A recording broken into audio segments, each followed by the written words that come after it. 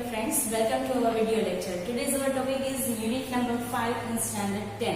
ધોરણ 10 માં unit number 5 આપણે જોઈએ છીએ જેનો ટાઇટલ છે પ્લેઇંગ વિથ ફાયર.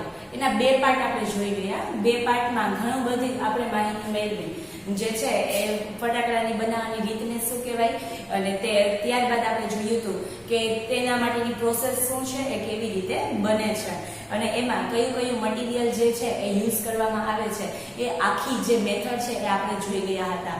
આજે પાર્ટ 3 એટલે કે ત્રીજો ભાગ આપણે જોવાનો છે.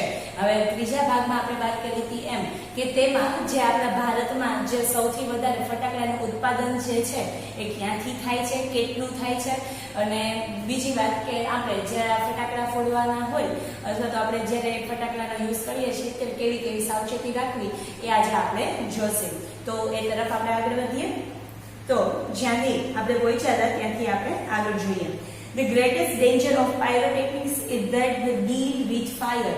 આ જે છે પાયરોટેકનિક્સ ની જે આપણે વાત કરી હતી એના માટેનું કહે છે કે એમાં સૌથી વધારે ડેન્જર એટલે કે સૌથી વધારે આપણે રિસ્ક લેવા જેવી વાત શું છે, કારણ કે આપણે એમાં શું કરવાનું છે, ફાયર એટલે કે આગ સાથે આપણે ખેલવાનું છે. ત્યારબાદ આપણે જોયું હતું કે યુએસએ હોય, જાપાન હોય, ઇન્ડિયા હોય, તે બધી જ જગ્યાએ આપણને શું જોવા મળે છે અને સાંભળવા મળે છે તો કે એના ઇન્સિડન્ટ, કારણ કે આમાં રિસ્ક જ છે, કારણ કે આપણે એક આગ સાથે રમત રમતા હોય એ પ્રકારની આ વાત છે, એ પ્રકારનો આ જે છે એ રોજગાર છે.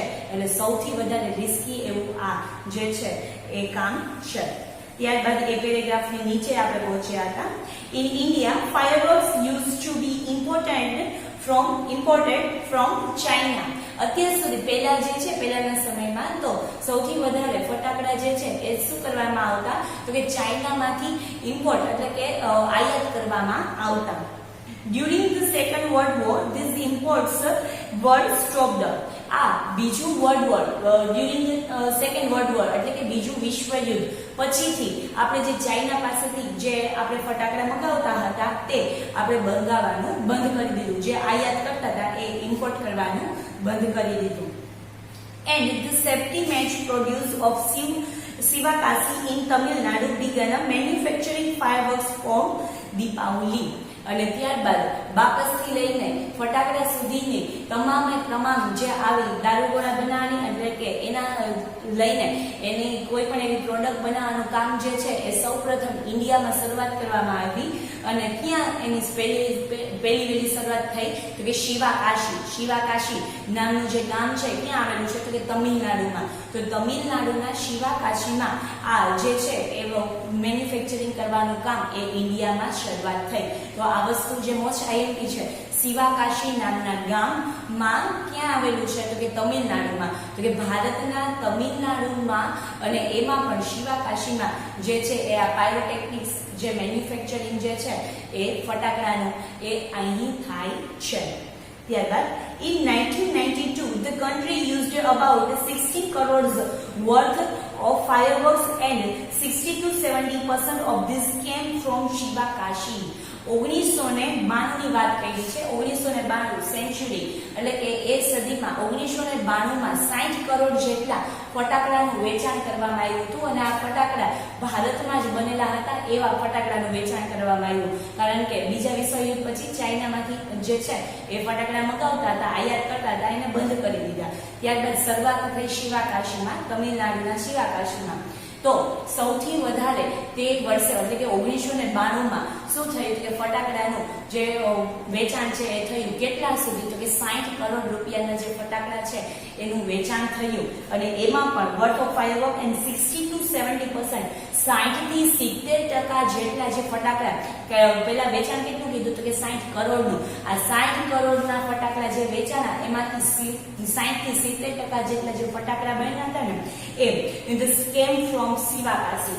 એ ક્યાંના હતા તો કે શિવાકાશીના. એટલે એ લોકોનો કહેવાનો મતલબ એમ છે કે જે ઉત્પાદન થાય છે એ ઉત્પાદનના મોટા ભાગનું ઉત્પાદન ક્યાં થાય છે તો કે તમિલનાડુના શિવાકાશીમાં. બીજી જગ્યાએ પણ થાય છે પરંતુ અહીંયા જે થાય છે એના કરતા ઓછું. જે 60 કરોડના ફટાકડા વેચાતા એમાંથી 70% ભાગ જેના ફટાકડા તો માત્ર ક્યાંના હતા શિવાકાશીના. બીજા જે 30% છે એ અલગ અલગ જગ્યાએ જે બનતા હોય ત્યાંથી એ લેવામાં આવેલા હતા તો 60 કરોડનું વેચાણ 1992માં થયું અને એમાં 60 થી 70% ભાગ જે છે એમાં એટલા ફટાકડા તો માત્ર શિવાકાશીમાંથી જ બનેલા હતા. ત્યારબાદ આગળ in Sivakasi fireworks are manufactured in a number of small units. શું કે છે તો કે શિવાકાશી જે ગામ છે એમાં સૌથી વધારે બિઝનેસ થતો હોય તો એ કયો છે તો કે આ પાયરોટેકનિક્સ નો. તો શું કે છે એવા સ્મોલ યુનિટ આપણે જે નોર્મલી જે અહીંયા અથવા તો બીજા રાજ્યોમાં જે અલગ ફેક્ટરીઓ અલગ ઉદ્યોગોનું માટે વેચાણ માટે ફેમસ હોય એવી રીતે શિવાકાશી છે એ માત્ર આ ફટાકડા બનાવવા માટે ખૂબ જ ફેમસ છે, ખૂબ જ પ્રખ્યાત છે. તો ત્યાં સૌથી વધારે રોજગાર ધંધો છે ને એ શેનો થાય છે આ ફટાકડા બનાવવાનો. તો કે છે ત્યાં સ્મોલ યુનિટ એટલે કે નાના યુનિટની છે એ સૌથી વધારે ત્યાં ફટાકડા બનાવવા માટે જે છે એ થયા છે. In Sivakasi fireworks are manufacturing એટલે કે બનાવટ in a number of small unit. કેટલા બધા નંબર ઓફ એટલે કે ઘણા બધા સ્મોલ યુનિટ એટલે કે નાના યુનિટો જે છે એના થ્રુ આને બનાવવામાં આવે છે. 3 months before the festival is the busiest time for this unit.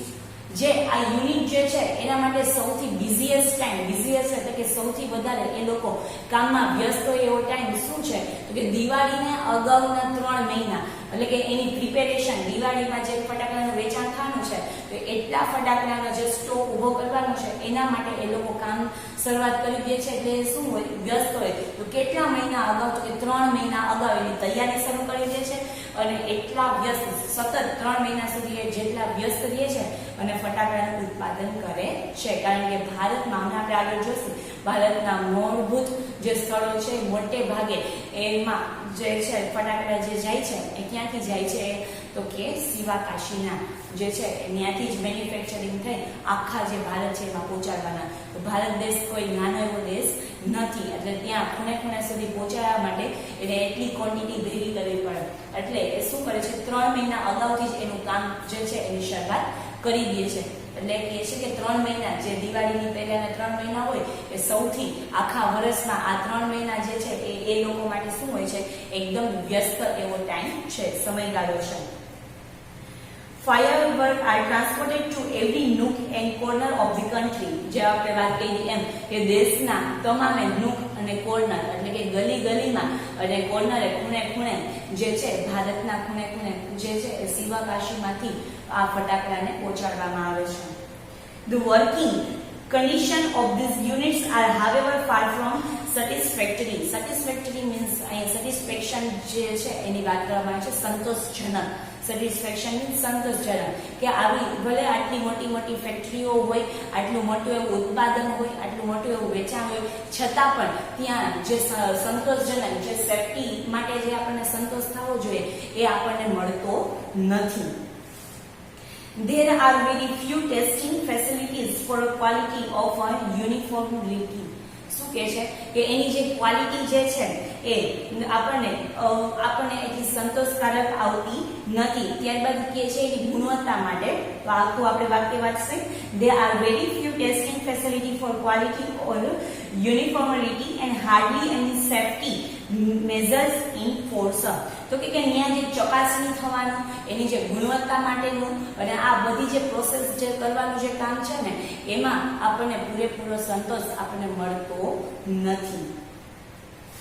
This is why we hear of accident in Shivakashi year after year. અને આ જ કારણથી આપણને વર્ષોથી આપણને શિવાકાશીમાં સૌથી વધારે જે આગ લાગવાના અને જે અકસ્માત થવાના જે ઇન્સિડન્ટ સાંભળવા મળે છે એ આ કારણથી જ મળે છે. કારણ કે ત્યાં હજી આટલી બધી જે છે એ સુવિધા છે નહીં. શેની તો કે સુરક્ષા માટેની. ત્યારબાદ it is a very difficult to get information on how to manufacture fireworks because it is not considered safe to give everybody the details. કે શું કહે છે તો કે ફટાકડા જે છે એ બનાવવાની તે તમામ જે રીત છે, તમામ આખી મેથડ છે એ નોર્મલી બધાને કહેવામાં આવતી નથી. કારણ કે ઇટ્સ અ ડેન્જરસ એટલે કે આ ખૂબ જ જે છે એ ભયાનક એવી વાત છે, ખૂબ જ રિસ્ક લેવાની વાત છે. એટલે એ સામાન્ય માણસને નોર્મલી કોઈને કહેવામાં આવતી નથી. Considered safe to give everybody the details, એટલે કે એ બધાને આની ડિટેલ આપી એ કોઈ સારી એવી વાત નથી. Only a very few reliable persons are taught this art. Reliable એટલે કે વિશ્વાસપાત્ર, માત્ર અમુક વિશ્વાસપાત્ર એવા લોકોને જ જે છે એ આ જે રીત છે એ કહેવામાં આવે છે. ત્યારબાદ in many countries fireworks are not allowed to be used by individuals. individuals એટલે કે પોતાના વ્યક્તિગત રીતે. ઘણી એવા કન્ટ્રી છે, ઘણા એવા દેશો છે કે જ્યાં વ્યક્તિગત રીતે પોતાની રીતે જે છે એ આવા ફાયરવર્ક છે એ ચાલુ કરવાની સહમતિ કોઈને આપવામાં આવતી નથી. Only community displays specially organized with the help of experts are allowed. Only એવી કમ્યુનિટી, એવા જ ધંધાદારીઓ માટે, એવા જ એમાં અમુક યુનિટ માટે કે જ્યાં આના માટેના એક્સપર્ટ હોય અને એ એક્સપર્ટના જે નજર હેઠળ, એ એક્સપર્ટના આદેશ મુજબ જ્યાં આ વર્ક કરવામાં આવતી હોય અને આ જે રૂલ્સ ફોલો કરવામાં આવતા હોય એવી જે યુનિટ છે એને માન્યતા આપવામાં આવે છે. A great deal of care is taken for safety at these displays. અને જે આ કેટેગરી એટલે કે જે સેફટી માટેની જે વાત છે એ સૌથી વધારે જળવાઈ રહે એવો એ લોકોનો પ્રયત્ન રહે છે. However, since ever children are allowed to play with fireworks in India, it is important to observe certain safety rules. શું કહે છે? તો વિદેશમાં તો માત્ર કોઈ વ્યક્તિ માટે નહીં, પરંતુ એના યુનિટ જે બનાવવાની હોય ને એમાં પણ કોઈ એક્સપર્ટ હોય ને તો જ એને અલાઉડ છે. પરંતુ આપણા ઇન્ડિયામાં શું છે કે બાળક જે છે નાનું એવું તો એ પણ શું કરે છે, ફટાકડા ફોડે છે. તો જ્યારે બાળક આપણા ઇન્ડિયામાં જ્યારે બાળક નાના એવા જે છે એ લોકો જો આવા ફટાકડાથી રમતા હોય તો આપણે તો સેફટી, સાવચેતી રાખવી એ સૌથી મહત્વની વાત છે એ બની જાય છે. તો કે છે સર્ટેન સેફટી રૂલ્સ, તો આપણે એ માટેના રૂલ્સ જોઈએ. Fireworks should be stored, handled and lit with care. Firework જે કોઈ ફટાકડા જે છે એ આવા ને જે કોઈ ફટાકડાની આપણે કોઈ પણ તમે બેગ લીધેલી હોય કે જેટલા એનો જથ્થો હોય એ બધાને કેવી રીતે, તો કે handle and lit with care, એને સારી રીતે સાવચેતીથી રાખવા જોઈએ. They should never be stored or unpacked near a flame, gas cylinder or a heater. એને કોઈ પણ અનપેક, પેક એટલે કે જે પેકિંગ કરેલું હોય એ, અને પેકિંગમાંથી બહાર કાઢવું એને કહેવાય છે અનપેક. તો એને ક્યારેય અનપેક ન કરવા, ક્યારેય એને બહાર કાઢવા માટે કેની નજીક નહીં કાઢવાના, તો કે છે ફ્લેમ એટલે કે કોઈ બળતી હોય એવી વસ્તુ, કોઈ જ્યોત હોય, સળગતી હોય એવી વસ્તુની નજીક, ગેસ સિલિન્ડર કોઈ ગેસની નજીક, ઓર હીટર એટલે પાણી ગરમ કરવા માટે આપણે હીટર યુઝ કર્યું હોય તો એ હીટર ચાલુ હોય તો એમાં પણ શું હોય, ગરમી હોય. તો આવી ગરમીવાળી જે વસ્તુ છે, ગેસ સિલિન્ડર છે, હીટર છે, કોઈ ફ્લેમ એટલે કે બળતી એવી વસ્તુ છે એની નજીક, આગ લાગેલી વસ્તુ હોય એની નજીક ક્યારેય એને ખોલવાય નહીં. One should never wear a long loose clothes or a nylon clothes when lighting a crackers. Crackers એટલે ફટાકડા, લાઇટિંગ એટલે કે એને જે છે એ ફોડવા માટે. જ્યારે તમે ફોડો ફટાકડા ત્યારે કેવા કપડાં ન પહેરવા જોઈએ એનું આપણને વાત કરી છે. શું કહે છે કે one should never wear long એટલે લાંબા, loose એટલે કે ઢીલા, ક્લોથ્સ ઓર નાયલોન ક્લોથ્સ અને નાયલોન લાંબા ઢીલા એવા, ઢીલા મીન્સ કે ફિટિંગ વગરના, અને નાયલોન જે કાપડ આવે છે તે એવા કપડાં જ્યારે ફટાકડા ફોડતા હોય ત્યારે ક્યારેય પહેરવા નહીં. ફરીથી લાંબા, પછી છે ફિટિંગ વગરના, અને નાયલોન કપડાં જે છે એ ક્યારેય ફટાકડા ફોડતી વખતે પહેરવા નહીં. And since the powder in crackers is a poisons, અને એમાં પણ જે ફટાકડામાં આપણે આગળ જોયું હતું એ બધા જ પદાર્થો જે છે એ કેવા પદાર્થ છે, તો કે ઝેરી. તો આ ફટાકડામાં એ ઝેરી પદાર્થનો ઉપયોગ થયો હોય છે. They should never be carried loose in your pocket or your hand. તો તેથી કરીને આપણને ખબર છે કે આમાં આવા પોઈઝન, આવા ઝેરનો ઉપયોગ થયો છે તો એને ક્યારેય તમારા હાથમાં કે તમારા પોકેટ એટલે કે ખિસ્સામાં રાખવા નહીં. Also fireworks should never ever be lit inside a house. પછી શું કહે છે, ક્યારે ઘરની અંદર આવા ફટાકડાને ફોડવા માટેનું રિસ્ક છે એ લેવું નહીં. Never bend over a firework when you are lighting it and never use fireworks to frighten people. ક્યારેય આ ફટાકડાને જે છે એને લઈને ઘણીવાર આપણે જોતા હોય તો ફ્રેન્ડ સર્કલ્સ બધા ભેગા થયા હોય તો એકબીજાની મસ્તી કરવા માટે કોઈ જે ફ્રેન્ડ છે એ ડરતો હોય તો એને વધારે ડરાવવા માટે, એની મસ્કરી કરવા માટે શું કરે છે તો કે આવા ફટાકડાનો ઉપયોગ કરે છે. તો ક્યારેય પણ મસ્તીમાં કે કોઈને ડરાવવા માટે ક્યારેય પણ આવા ફટાકડાનો યુઝ કરવો નહીં. If in spite of being careful you do get a burn, go to a doctor instead of applying oil or ointment.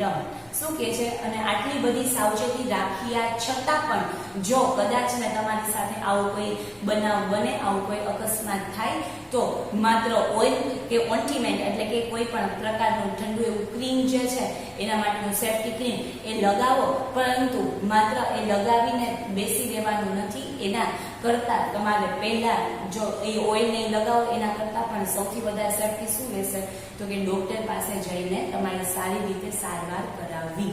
જો આટલી બધી સાવચેતી રાખવા છતાંય જો આવો ઇન્સિડન્ટ થાય તો માત્ર ઓઇલ કે ક્રીમ લગાવી એના કરતા શું કરવાનું છે તો કે ડોક્ટર પાસે જઈને એની સારવાર કરાવવી. ત્યારબાદ last, with care and consideration we can make our favorite festival a much safer one. અને આવી બધી સાવચેતી અને તકેદારી રાખીને જ આપણે આપણો જે આ ફેવરિટ, આ મનપસંદ એવો ફેસ્ટિવલ એટલે કે તહેવાર છે એને બહુ સારી રીતે માણી શકીશું. તો આ હતો આપણો જે આખો યુનિટ નંબર 5 જે પ્લેઇંગ વિથ ફાયર એ જે છે આખું કમ્પ્લીટ થાય છે. બહુ સારી એવી ઇન્ફોર્મેશન આપણે આખા યુનિટ દરમિયાન મળી. જે ફટાકડા બનાવવાની રીત હતી, એના શબ્દને શું કહેવાય છે, એને ક્યાંથી શબ્દ આવેલો છે, એમાં કઈ પ્રોસેસ થાય છે, એમાં કયું મિશ્રણ વપરાય છે, એની બનાવટ કઈ રીતે થાય છે, ક્યાં બને છે, ક્યાં એક્સપોર્ટ થાય છે, એની હિસ્ટ્રી અને અત્યાર સુધીમાં હવે કેવી રીતે એને યુઝ કરાય, કેવી રીતે સેફ્ટી કરાય, એ તમામ વસ્તુ આપણને એક યુનિટ દ્વારા સમજાવવામાં આવી છે. તો બહુ સારો એવો યુનિટ જે છે એ અહીંયા એન્ડ થાય છે. હવે આની જે ગ્લોસરી અને શોર્ટ નોટ છે એ તમારે તમારા CW માં લખવાની રહેશે અને એના ફોટોઝ છે એ મને અને તમારા ક્લાસ ટીચરને સેન્ડ કરવાના રહેશે. કોઈ પણ ક્વેરી હોય તો તમે મારા જે પર્સનલ નંબર આપેલા છે એમાં તમે કહી શકશો, જેથી કરીને તમારી જે કોઈ ક્વેરી હોય તો એ ઇઝીલી સોલ્વ થઈ જાય. તો હવે ન્યૂ વિડીયો જે છે એ ન્યૂ વિડીયોમાં યુનિટ નંબર 6 જે છે એની સાથે આપણે ન્યૂ વિડીયોમાં મળશું. ત્યાં સુધી આ જે બધા યુનિટ છે એનું રિવિઝન કરતા રહો. ત્યાં સુધી bye bye, thank you and take care.